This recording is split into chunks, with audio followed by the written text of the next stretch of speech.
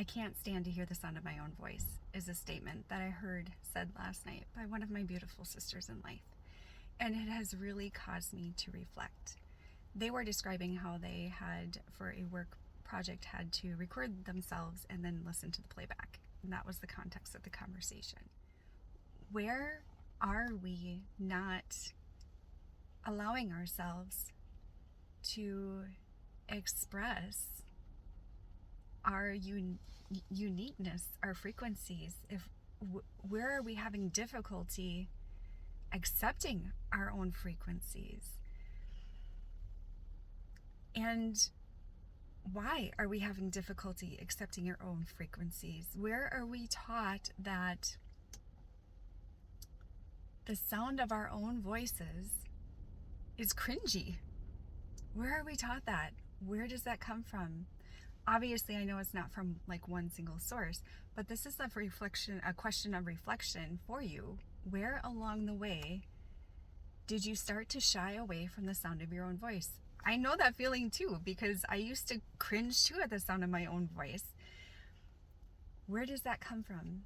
And how can we overcome that? How can we release that self-judgment and essentially that self-loathing?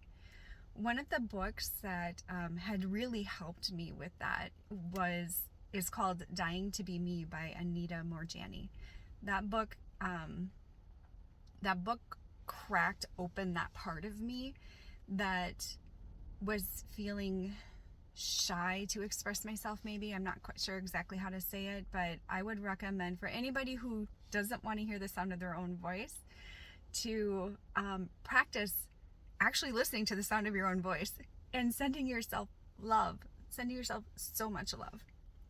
So another thing that comes to mind when I consider that statement is, if I as a mother cannot listen to myself and accept myself, the expression of myself, how am I teaching my children to accept their expressions of themselves, their personal, unique frequencies, qualities?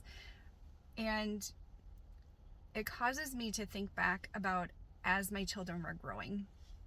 So as my children were growing into adulthood, I raised sons and daughters, and the context in which I raised them was the context of what essentially had been programmed in me from all different sources.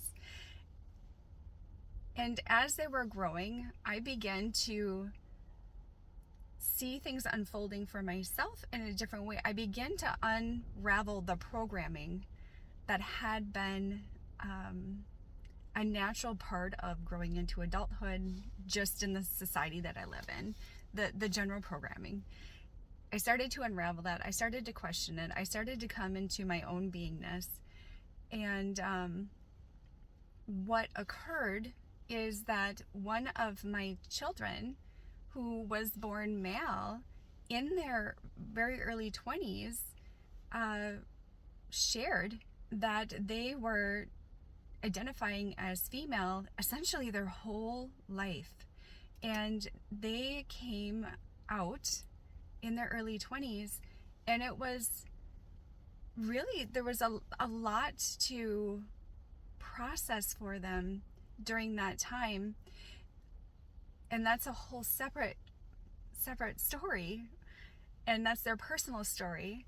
Why I'm sharing this is because when I look back at how I presented life and self-worth to my children, how I taught them, how I unconsciously programmed them, I look back at any statements that could have been made contrary to how my daughter was feeling in those moments, as they outwardly had the appearance of the male gender when that's not at all how they felt inside.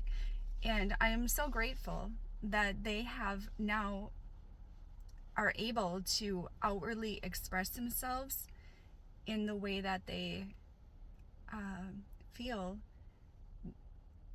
their natural self, right? I am so grateful for that.